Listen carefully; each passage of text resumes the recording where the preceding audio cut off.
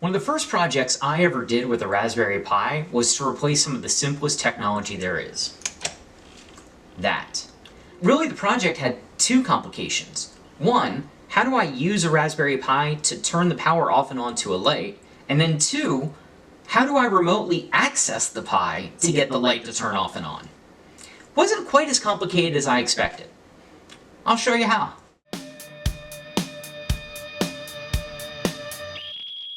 To get this working, you're going to need three things.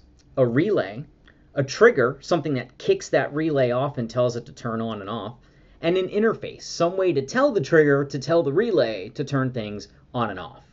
For the relay, pretty simple. I got this guy. This is a relay that I got off of sparkfun.com. And the relay is very helpful. You have it plugged in on one side, you can trigger it, and then on the other side, AC power comes out over here. So we have a relay, but how do I connect this thing to this thing? On the relay, there are three spots for wires: power, ground, and signal. So we're going to go to the pinout for the Raspberry Pi. It looks like this thing, and it shows us where power goes, where ground goes, and all the different pins we can choose for signal. In this case, I chose 14. Now for a quick test, we're going to connect the relay to the Pi on those three pins, the 5-volt power, ground, and our signal pin that we chose.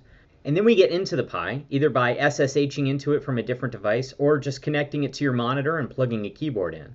In either case, we're going to send this pin control signal to tell it to use pin 14, OP as the output pin, DL to switch it to low, and DH to switch it to high. We can see that the relay is getting power by that light turning on and off, which means everything's working as it should. Now, this is a great, effective system to be able to turn the light off and on. The only downside is that live 120-volt AC power has to come into and out of that relay, which can be a little bit dangerous, especially if you have a wife that doesn't want you to burn the house down. So instead, I went with this alternative. This is a small black box from Digital Loggers. What this box lets you do is it lets you control AC power, like regular power coming out of a wall outlet, with a DC signal, like the tiny little signal that comes out of the Raspberry Pi. So you plug that signal pin into the box, and the box turns off and on, and now you don't have exposed wires everywhere. In addition to preventing house fires, I also wanted to see if instead of using this Raspberry Pi, we could use this Raspberry Pi. It turns out we can. All right, so let's swap the Pis out and let's swap that relay out. And here's our new setup. We're going to go ahead and test it by flipping that pin off and on, and we're going to see that green light flip off and on. That means we're all set. Now we got to get to the interface.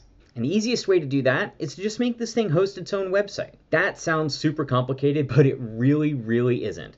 You're going to go ahead and download and install something called Apache. Here's some of the instructions here for how to get that set up. You're also going to want to get the permissions configured so that way Apache runs the way you need it to.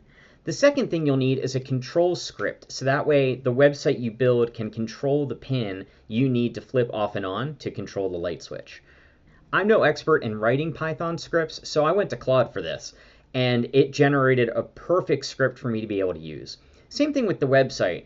You could get really complicated and bogged down in the details, but Claude made this super duper easy. Here's the entirety of the script that I'm using right now. Once you've got the device up and running, you want to make sure that every time it connects to your network, it gets the same IP address. If you do that, anytime you want to control the light, you can just use your phone or you can use your computer, pull it up, hit the button, ta-da!